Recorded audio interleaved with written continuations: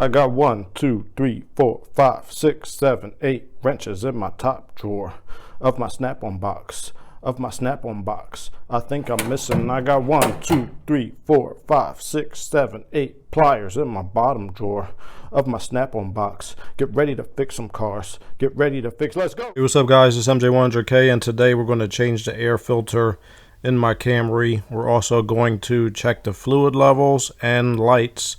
Make sure everything is working out okay. So here we go. Here is the air filter right there. It's pretty easy to get to. Need a 10mm socket, little extension, and a ratchet. And you can go ahead and unloosen the bolts. This is a 2004 Toyota Camry 4-cylinder. So here we go. Just those two bolts in the front. And in the back, they have these little tabs that you have to slide in. So it's not too hard of a job. See, there's the old one. I haven't changed this thing in a while, so it's kind of dirty. I should change it more often, and I will. Promise. I promise you right now. This is a genuine Toyota oil filter.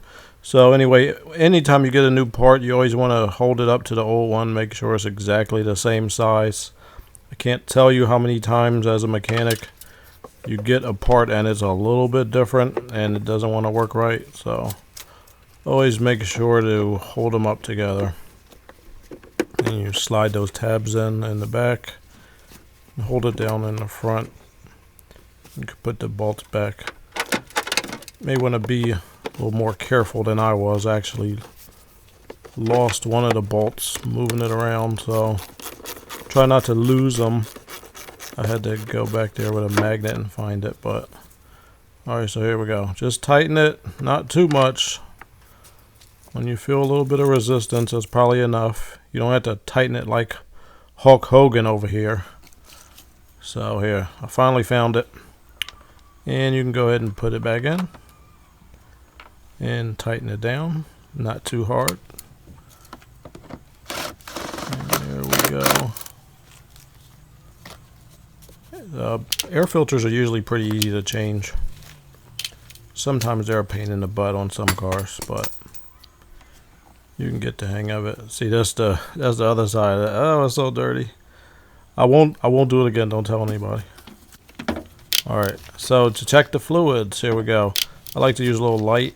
And then you could try to wiggle it a little bit and see the fluid moving. Make sure it's at the line. I'll show you. This is the brake fluid. This is .3. It'll always say it on there. Now listen to this. Don't put the wrong fluid in the brake fluid. When I was at work one time, when I was a mechanic, this guy, he put power steering fluid in where the brake fluid was supposed to go, and when you do that, you contaminate the system. He had to replace his whole brake system. Well, I had to replace it, but he had to pay. It was about $1,500 because you mess up all the seals when you use the wrong fluid, and you can't use the wrong fluid. Or he had like a hard brake pedal, like that was his problem. So anyway, don't put the wrong fluid in there. So that's the coolant right there, and it's in between the lines. Sometimes coolant will evaporate a little bit. You could top it off. I always use the factory fluid coolant, so get it from the dealer. When I was an engineer at Toyota, we had this huge argument about fluid evaporating, and I'll tell you about it later. So anyway, that's the oil. You take it out, wipe it off with a rag, put it back in all the way, pull it out, and mine is a little bit over. I'm not on level ground, by the way. You should be on level ground. The engine is off when you check the oil. Mine is a little bit overfilled. I overdo it a little bit because my engine burns a little bit of oil. Overfilling it a little bit ain't gonna kill nothing. For transmission fluid, you'll see I just started the car. I drove the car to the gas station and back before I did this. So the fluid's supposed to be warm when you check the transmission fluid. So take it out, wipe it off, and here you go. Cool and hot. It's got two different levels. It's dry right now because I wiped it off, and it's type 4. It looks like T4. I only used the Toyota fluid from the dealer. So anyway, yeah, see, mine's a little bit over, but that's okay. We got a nice pinkish reddish color, and when you smell it, mine smells like normal fluid. Like when it's bad, it'll smell like all burnt and disgusting, and it'll be all like a dark red. So anyway, yeah, I put that little toolbox there to hold the brakes down. So you see, I'm checking the brake lights. 1, 2, 3, all good. Very nice. So you can take that off.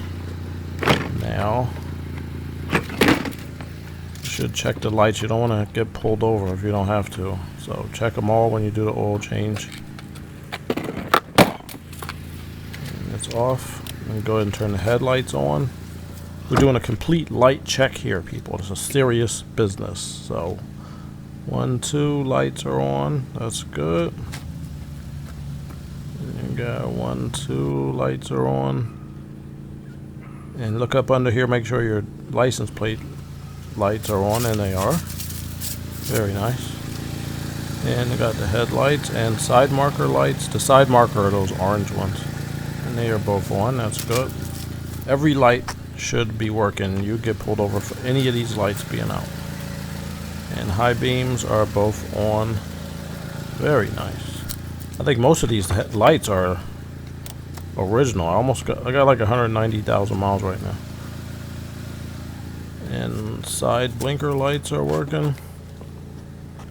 There we go. I'm telling you, this is one of the greatest cars ever made. And I'm gonna put as many miles on it as possible. There we go. Maybe I'll get to 1,000,000 miles one day. And check the horn. Horn works. And windshield wipers. 2. They're supposed to be all going by 3, and we still got a little bit of squishiness, so I would recommend that I get new wiper blades. So there you go. You checked everything. And congratulations, you are taking care of your car. You're fantastic. Thanks and have a good one.